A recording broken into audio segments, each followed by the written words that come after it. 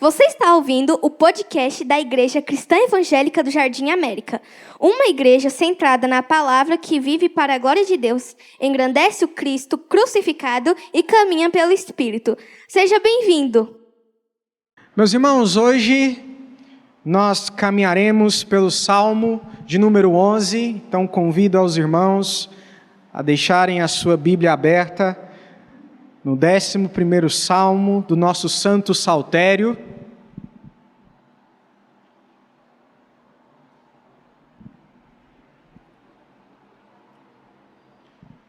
Este é um salmo que envolve sabedoria, então ele contém tanto o aspecto de instrução às nossas almas, mas também é um salmo de lamento individual. Então, uma instrução que nos ajuda a lamentar ao Senhor, a clamar ao Senhor. Acompanhe comigo a leitura deste salmo. A minha versão é a NAA.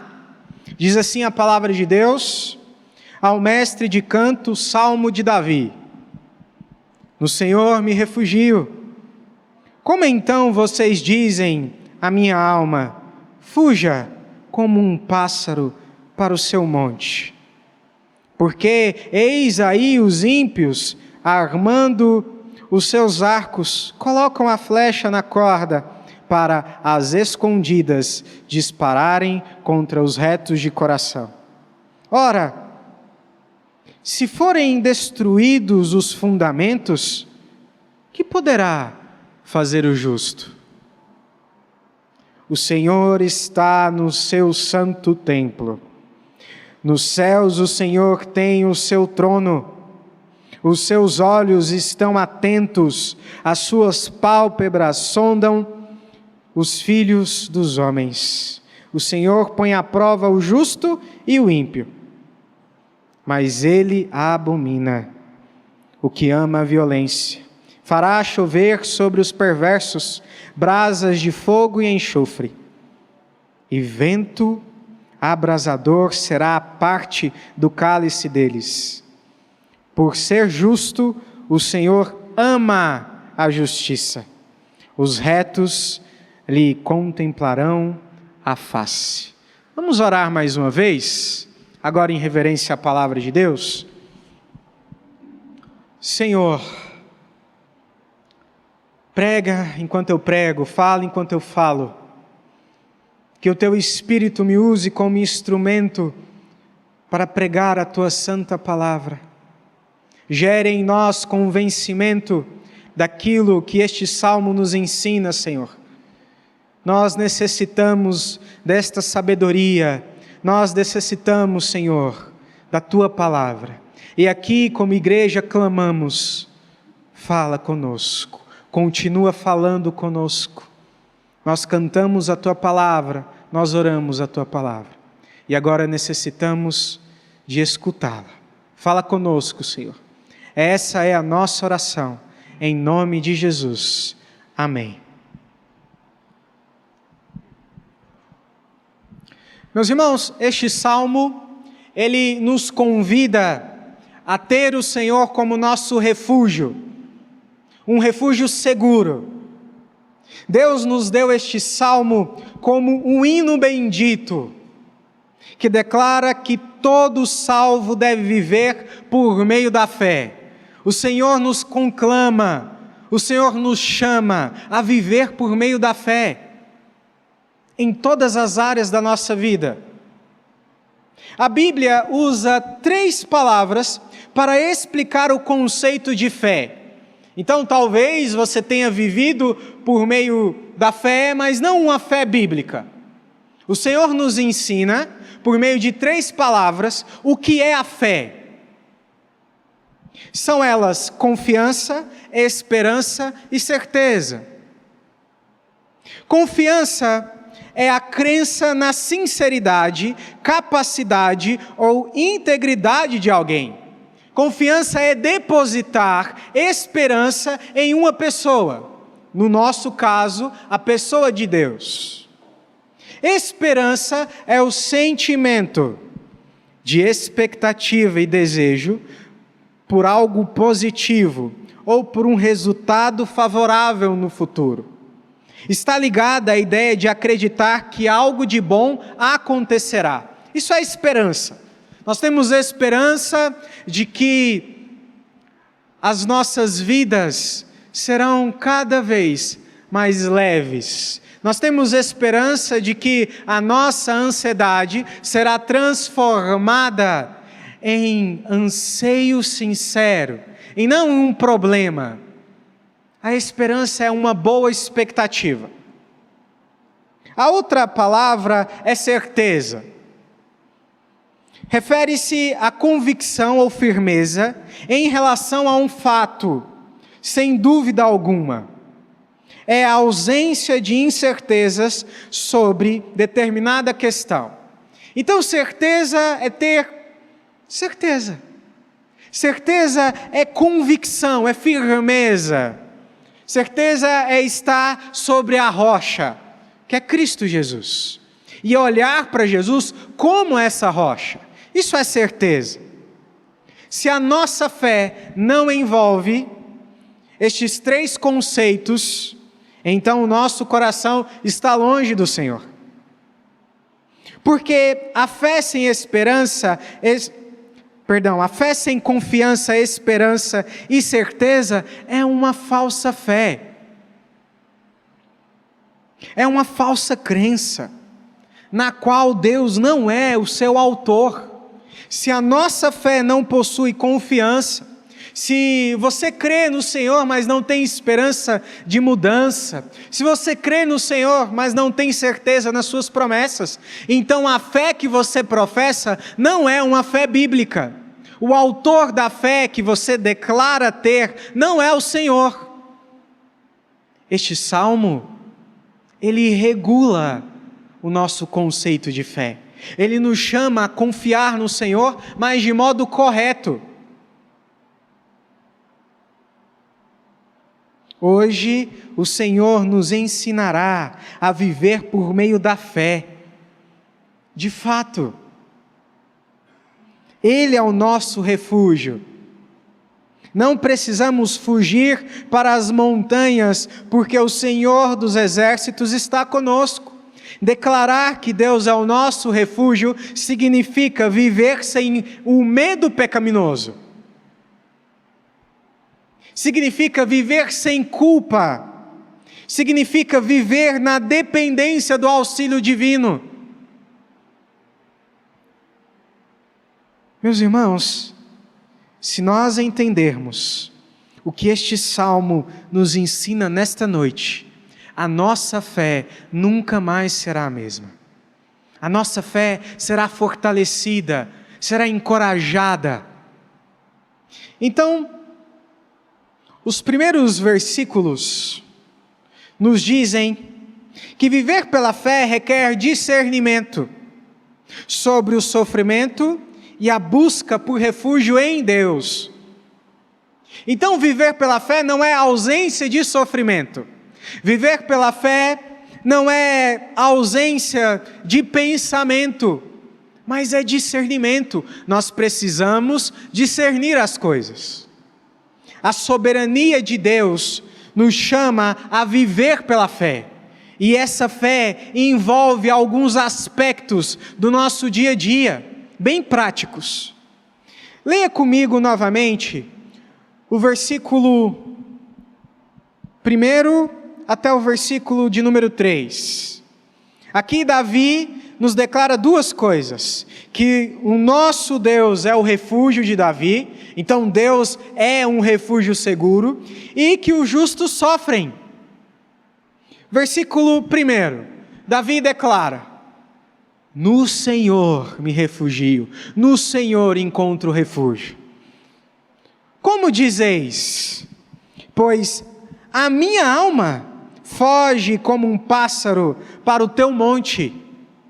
Porque eis aí os ímpios armam um arco, dispõem a sua flecha na corda, para as ocultas dispararem contra os retos de coração.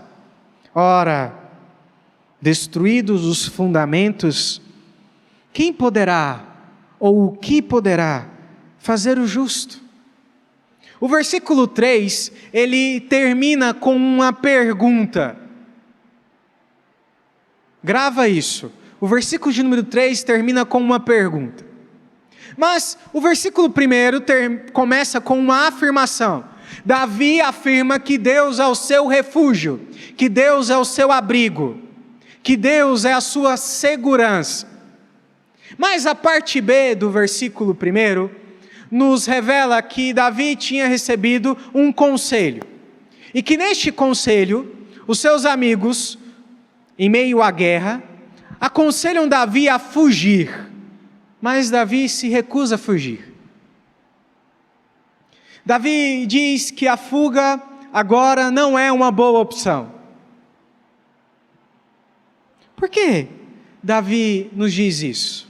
Viver pela fé envolve discernimento. Na multidão de conselhos existe sabedoria, mas o direcionamento vem do Senhor.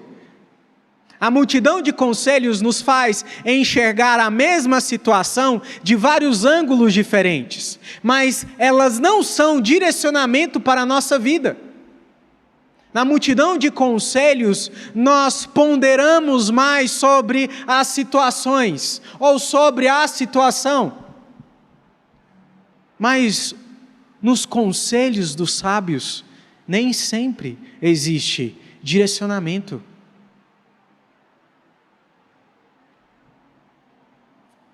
É por isso que necessitamos de discernimento para avaliarmos os conselhos que recebemos com lucidez, sem precipitação.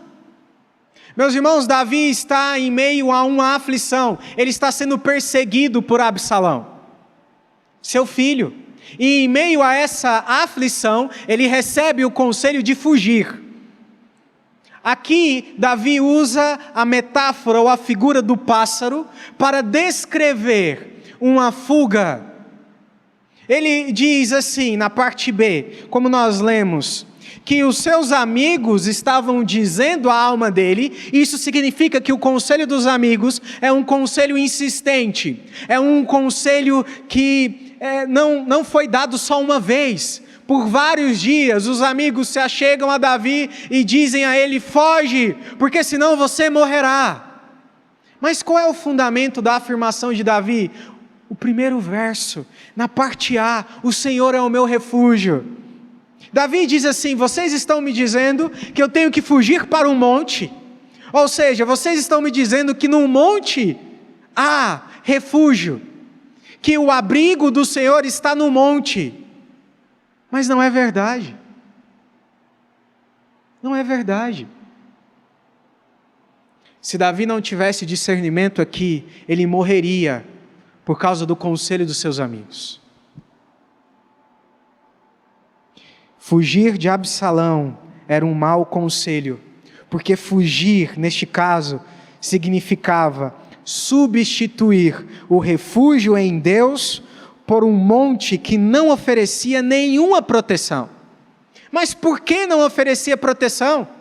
Porque quando este conselho foi dado a respeito de Saul, foi um conselho que Davi acatou. Mas quando é dado a respeito de Absalão, Davi não o acata.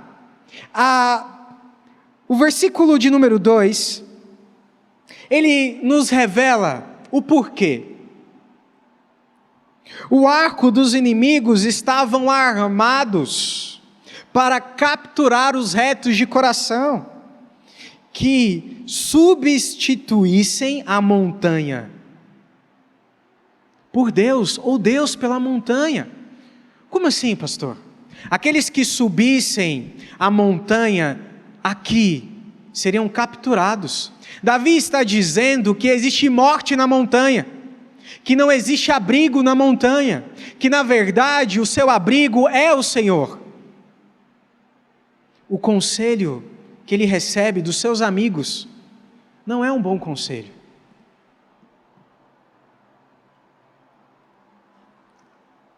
Em tempos de guerra, eu não sei se você já viu algum filme de guerra.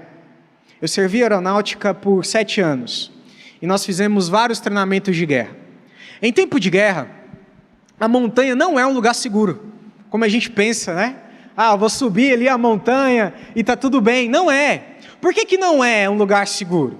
Porque para subir a montanha, e se a montanha for bem íngreme, você precisa colocar a sua arma de uma maneira que você não pode usá-la. Subir a montanha em tempo de guerra é se tornar um alvo em movimento. Então, Davi está dizendo duas coisas aqui, com essa metáfora no versículo 2. Primeiro, que existe morte na montanha. E segundo, subir a montanha é se tornar um alvo fácil para os seus inimigos. Então, o conselho de guerra dos seus amigos é um mau conselho. Até se nós analisarmos belicamente, não é um bom conselho. Ninguém sobe uma montanha com uma arma nas mãos. Você precisa das mãos para escalar a montanha. Não tem proteção. Subir a montanha nos tira também o panorama de visão. Nós não conseguimos ver nada ao nosso redor.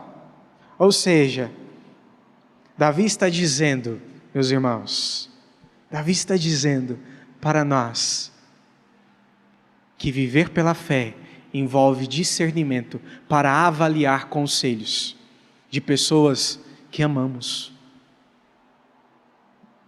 O discernimento nos livra da ruína e da morte. Um bom conselho pode ser uma armadilha.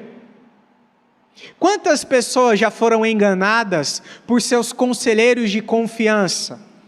Várias. Lembre-se de uma coisa, isso é muito importante. A persuasão nem sempre é usada para o bem. Às vezes as pessoas se aproximam de nós e nos convencem a fazer coisas ruins.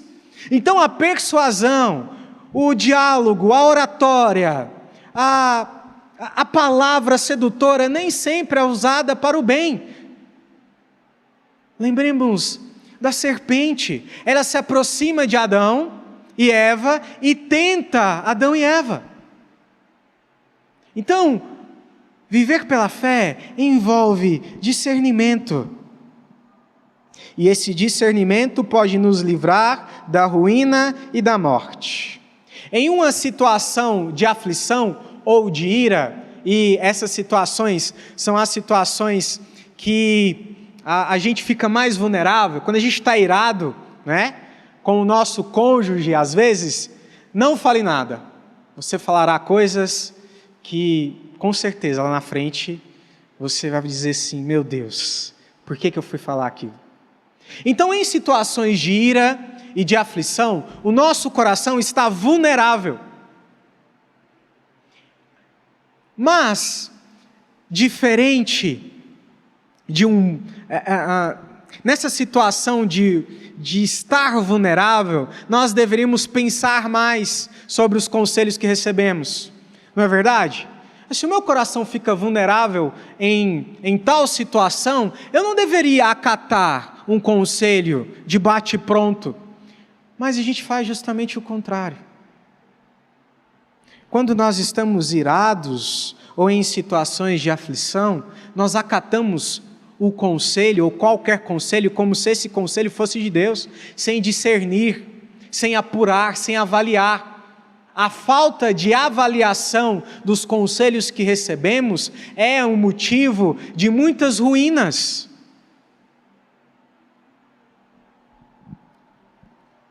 Não ceda à pressão da multidão. Quando você receber um conselho, seja tardio para tomar decisões. Tardio, meus irmãos. Tardio, qualquer decisão. Aqui a decisão envolvia a vida ou a morte de Davi. E nós tomamos decisões todos os dias. Viver pela fé envolve tomadas de decisões. E tomadas de decisões precisam ser debaixo de discernimento. Ser feitas debaixo de discernimento. Nem todo bom conselho serve para você. Guarda isso. Nem todo bom conselho serve para você. Viver pela fé também envolve razão e prudência. Não é uma loucura. Não é um ato impensado viver pela fé. Não é um ato sentimental somente. Não, viver pela fé também envolve razão, pensamento, prudência. Jesus não aceitou o conselho de Pedro quando Pedro aconselhou a fugir da cruz. Ele não aceita. Fugir da cruz é renunciar a Deus como nosso refúgio. O conselho de negar a proteção de Deus nunca deve ser aceito por nós. Semelhante a Jesus, Davi, no versículo 1, declara que o Senhor é o seu refúgio. Ou seja, ele não quer fugir da batalha. Ele sabia que Deus daria a ele a vitória.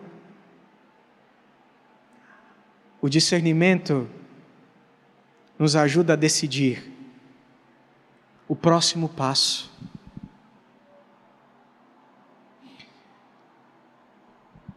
O conselho de negar a proteção de Deus é mau.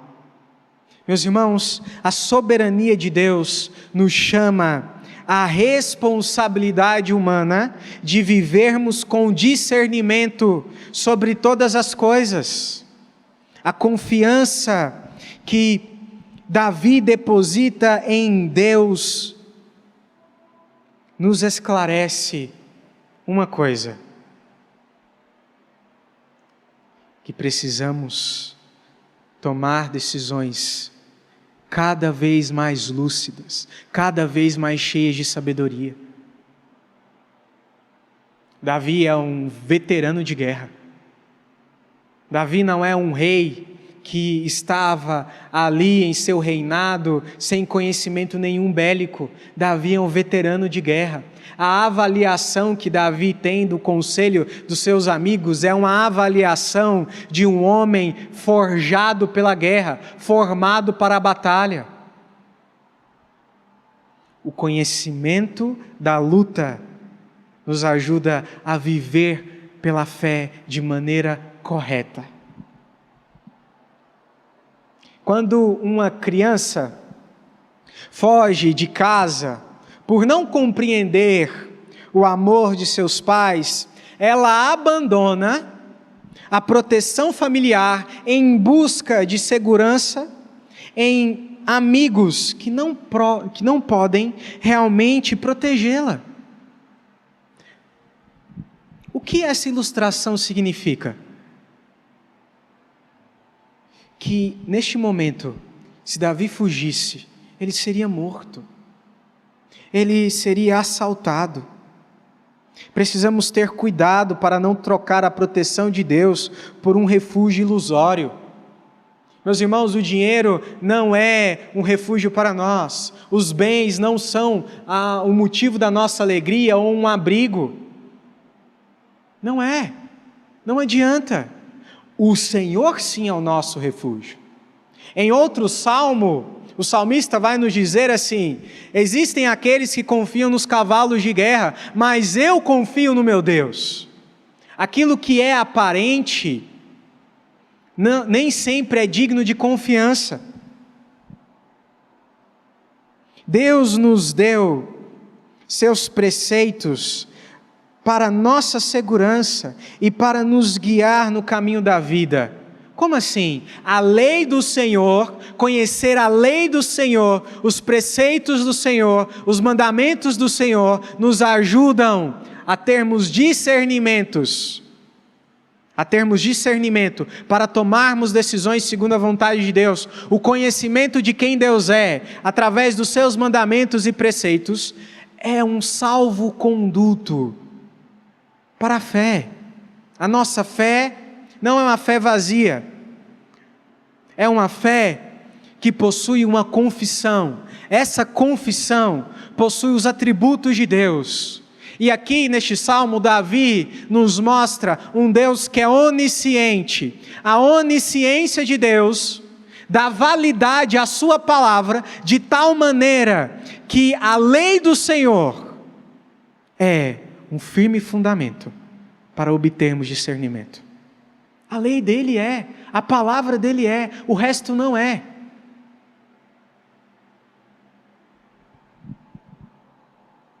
No versículo de número 3, Davi nos descreve um cenário caótico.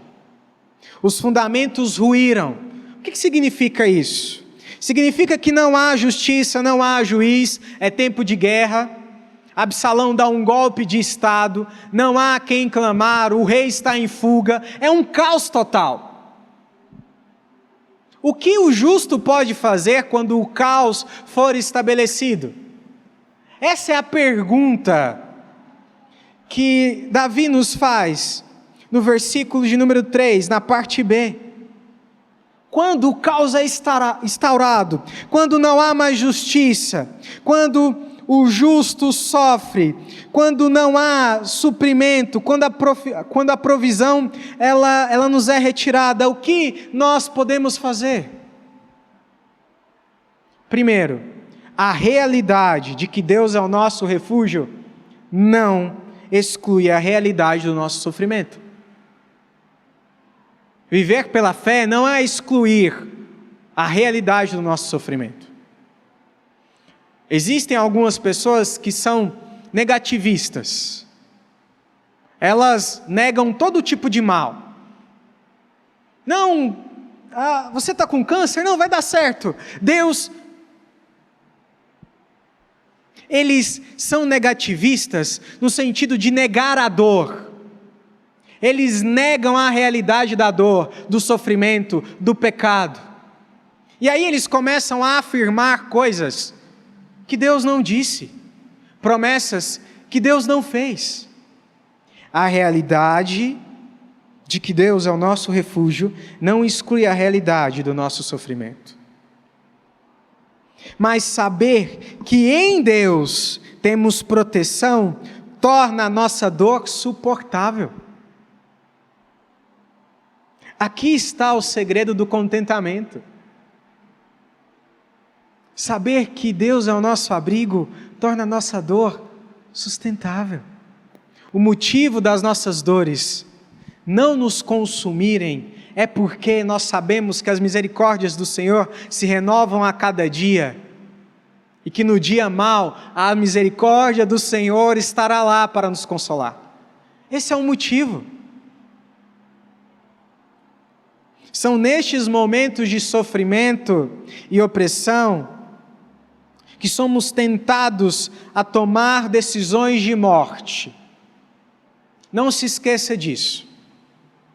No pior momento da sua vida, no momento mais difícil, no momento talvez que você enfrente uma doença ou a falência, no momento de aflição profunda, de luto, você será tentado a tomar decisões de morte.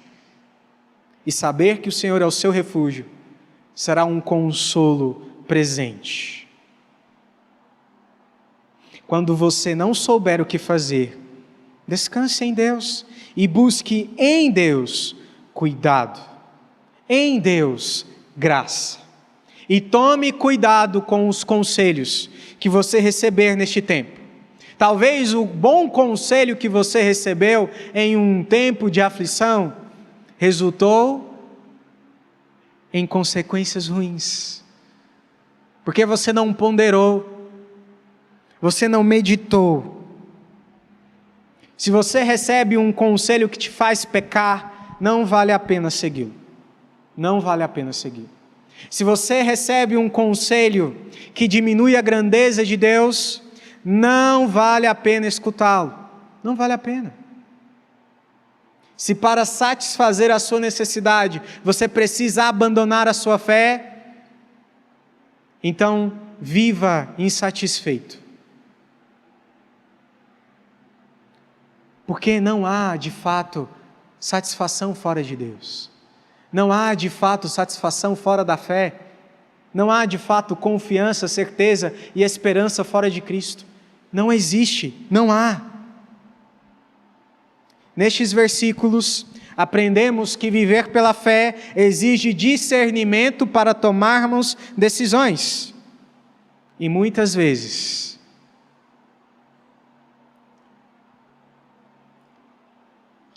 nós teremos que recusar bons conselhos. Discernimento, na prática, significa aceitar ou recusar conselhos, ofertas, propostas. A vida de fé também envolve sofrimento e perseguição.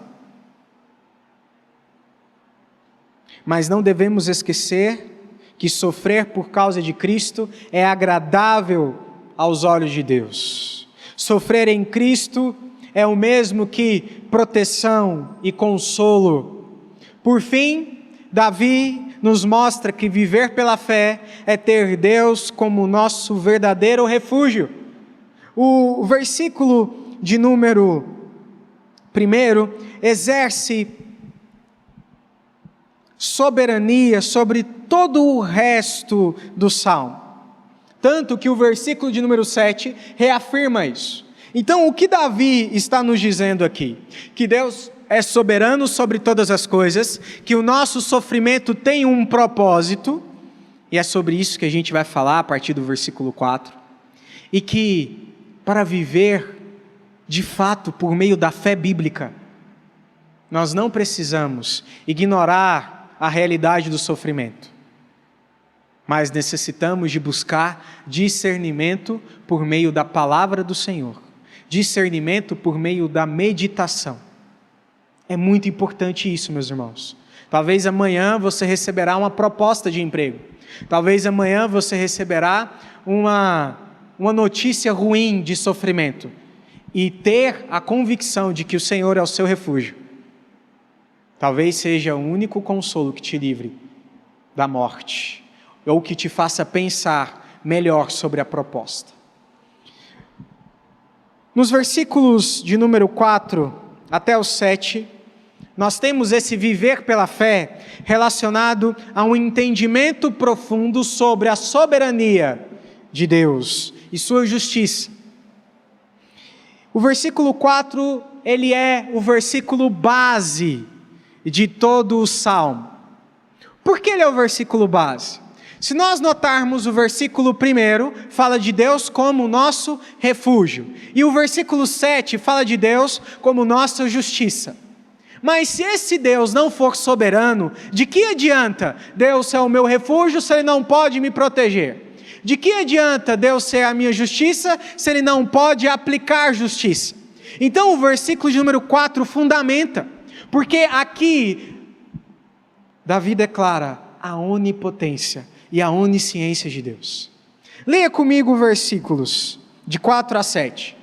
Diz assim: o Senhor está no seu santo templo. Então aqui Davi começa a responder a pergunta: se os fundamentos ruíram, o que sobra para o justo? O Senhor está no seu santo templo. Nos céus tem o Senhor o seu trono. Os seus olhos estão atentos, as suas pálpebras sondam os filhos dos homens. O Senhor põe à prova ao justo e ao ímpio, mas ao que ama a violência, a sua alma o abomina. Fará chover sobre o perverso os brasas de fogo e enxofre, e o vento abrasador será a parte do seu cálice. Porque o Senhor é justo, Ele ama a justiça, os retos lhe contemplarão a face. Quando os fundamentos ruírem, quando os nossos governantes forem totalmente dominados pelo pecado, quando o rei perseguir o oprimido, quando não houver a quem clamar, o que sobra para o justo? As promessas de Deus. A realidade das promessas de Deus. Que promessas são essas? A promessa de que Deus governa todas as coisas. A promessa de que Deus julgará todas as coisas. A promessa de que Deus abomina o que ama a violência. A promessa de que em Cristo Jesus nós enxergaremos o próprio Deus. Aqui, nestes versículos, Davi nos revela outra dimensão do chamado soberano de Deus para vivermos pela fé. Se você é crente, meu irmão, se você é salvo, o seu chamado é viver pela fé. Não por aquilo que você vê. Toda a nossa prática litúrgica, não só de culto, mas de vida, é um chamado de viver pela fé. Essa vida de fé nos leva a contemplar e compreender que Deus governa sobre todas as coisas, com providência e justiça. Mas o que isso significa na prática? Se negarmos a verdade de que Deus governa soberanamente sobre todas as coisas, anulamos a esperança da nossa fé, de ter em Deus o nosso refúgio. Se nós anularmos a soberania de Deus, nós retiramos a confiança da nossa fé em esperar que Deus julgue todas as coisas. Tirar Deus do controle significa tirar todas as promessas que Ele nos fez. Se Deus não consegue controlar o tempo, como que Ele satisfará o anseio justo da nossa alma por refúgio, por justiça, por provisão? Se tirarmos Deus do controle, não nos resta mais nada. Mais nada. É por isso que Davi reafirma a soberania e a onisciência de Deus. Segundo o versículo de número 4, Deus não somente está no trono, Ele também sabe de todas as intenções dos corações dos filhos dos homens. E este entendimento muda totalmente como enxergamos o mundo à nossa volta. Preste atenção. Se no versículo 2 e 3, o justo sofre, se você olhar, Davi está em meio à guerra, ele tem um mau conselho pela frente, ele está ameaçado de morte. Aqui o justo sofre, versículo de número 2 e versículo de número 3. Sem muita explicação aparente. Nós não temos muita explicação do porquê aqui no Salmo, Absalão está perseguindo o pai. Em Samuel nós temos, mas aqui nós não temos. O que sabemos é que os ímpios querem disparar contra os retos de coração. É isso que sabemos, não tem muita informação. Os versículos 5 e 6, eles nos traz entendimento. Após falar sobre o governo de Deus, verso 4, o salmista revela o propósito do sofrimento do justo e da prosperidade do ímpio. Se em meio à aflição nós não temos muito entendimento, quando a aflição passa, o Senhor nos revela o porquê das coisas. Viver pela fé envolve confiar, discernir. Viver pela fé envolve aceitar o sofrimento justo. Mas viver pela fé também envolve entendimento. Aqui Deus dá entendimento a Davi do seu sofrimento. O sofrimento do justo é para provação, e a prosperidade do ímpio é para destruição. O versículo 5 nos diz assim: o Senhor põe à prova o justo e o ímpio. E se você notar, no restante do Salmo, há uma promessa para o justo e uma promessa para o ímpio. A promessa para o justo é contemplar a justiça de Deus sendo realizada e a face de Cristo. A promessa para o ímpio é o juízo, é o fogo consumidor, é a ira de Deus. Na aflição, meus irmãos, o que resta para o justo? As promessas do Senhor. E as promessas do Senhor são promessas de restauração, de justiça. e principalmente de comunhão.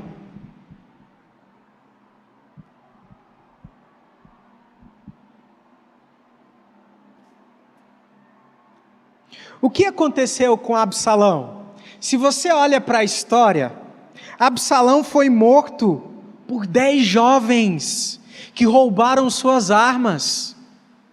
O que isso prova? A prosperidade do ímpio é destruição. Absalão prospera no seu golpe militar. Ele consegue tirar o rei do trono, mas só por um breve tempo. O ímpio prospera para a morte. Nós temos o exemplo de Absalão, nós temos o exemplo de Judas. Judas consegue entregar Jesus, mas trair o Filho do Homem significou para Judas juízo eterno. A prosperidade do ímpio não é algo que eu e você devemos desejar. Nós não devemos desejar o que eles têm, porque a prosperidade deles significa destruição. Eles prosperam apenas para acumular juízo sobre as suas cabeças.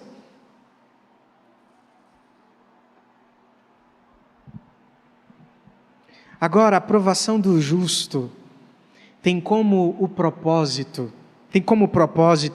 gerar o fruto da perseverança, que significa fortalecimento da nossa fé, para sermos maduros. O sofrimento é parte fundamental da nossa santificação. O aperfeiçoamento do justo passa pela cruz.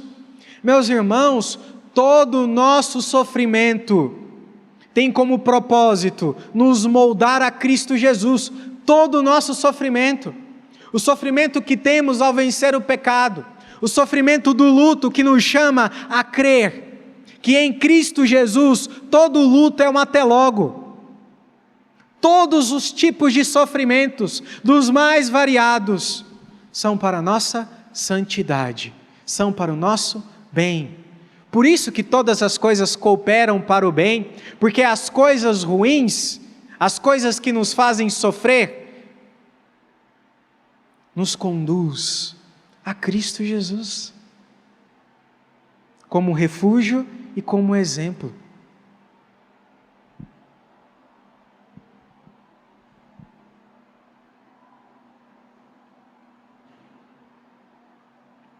Se nós entendermos que no governo de Deus, o nosso sofrimento tem o propósito de gerar em nós a imagem de Cristo, passaremos contentes por muitas provações.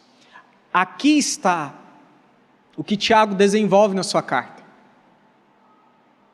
Tiago vai desenvolver esse papel do sofrimento como o meio pelo qual o Senhor nos torna maduros, o Senhor nos torna perseverantes, o Senhor nos santifica.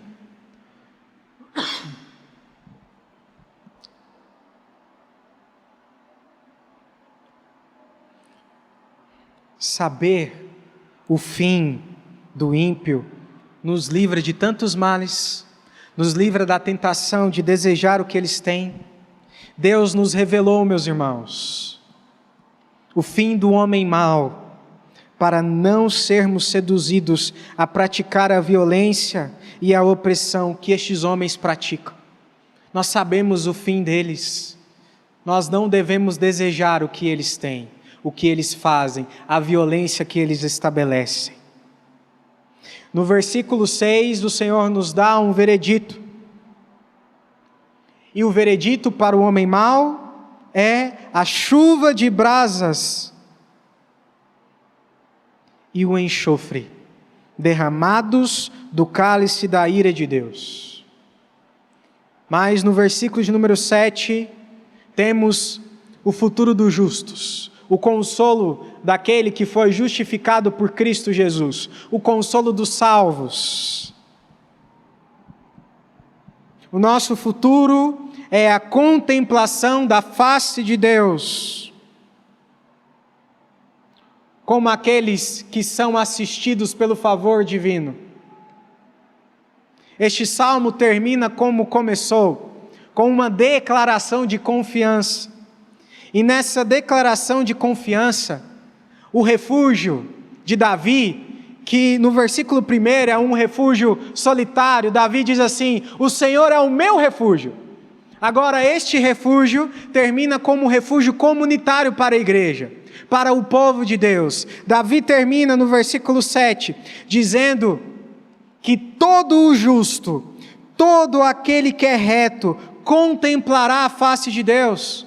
Davi aqui profetiza o futuro da igreja, a contemplação da glória de Deus na face de Cristo. Meus irmãos, este salmo é magnífico. É magnífico. É como se Davi nos pegasse pelas mãos no último versículo e apontasse para o dia da volta de Jesus. É como se este salmo nos convidasse a cantar sobre o Cordeiro de Deus, sobre o Messias. Isso é maravilhoso. Este salmo nos convida a uma fé cheia de discernimento, uma fé cheia de entendimento sobre o juízo dos justos.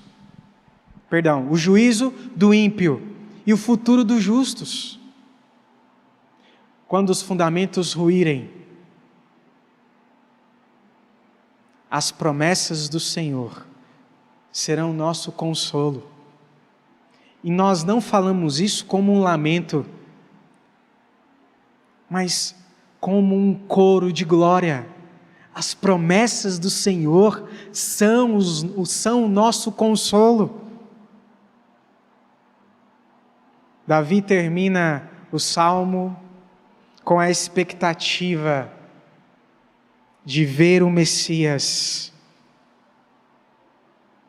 Uma fé cheia de entendimento reconhece que nem a prosperidade, nem o sofrimento determinam o nosso destino. Quem determina o nosso destino?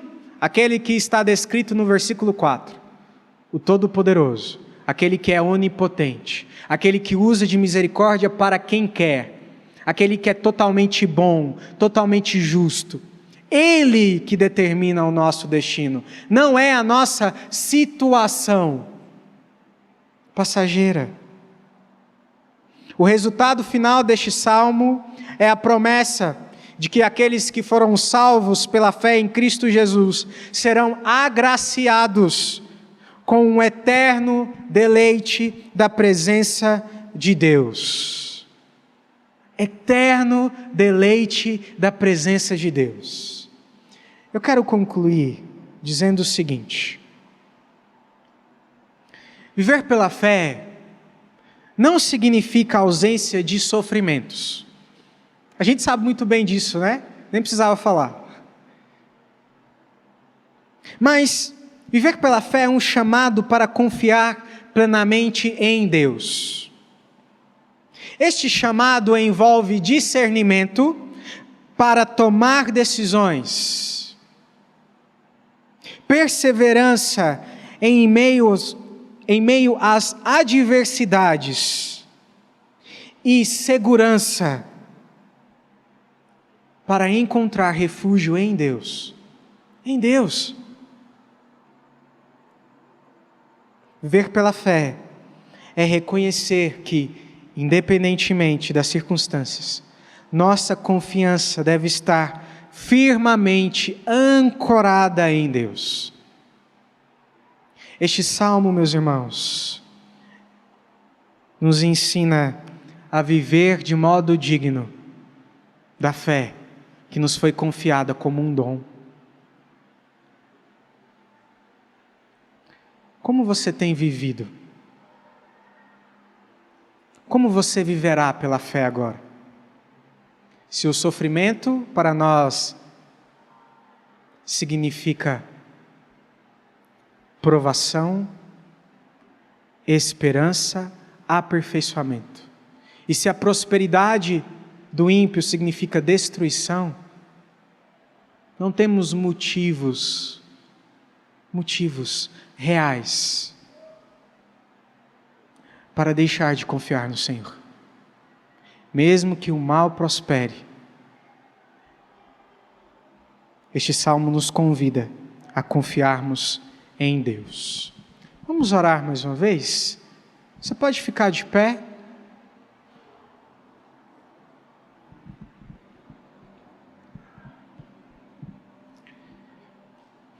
Senhor, nos ajuda a vivermos por meio de uma fé bíblica que declara o Senhor como nosso refúgio, como Rei soberano e como nossa justiça.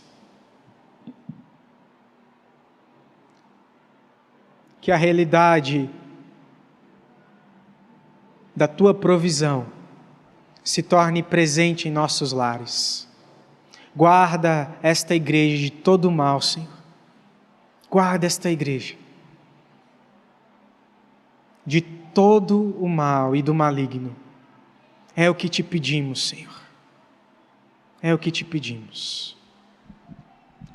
Que a graça do nosso Senhor Jesus Cristo, o amor de Deus o Pai e as consolações e a comunhão do Santo Espírito da promessa estejam conosco, Igreja de Cristo Jesus, que se reúne aqui, e com toda a Igreja de Cristo espalhada pela face da terra, hoje e para sempre. Amém.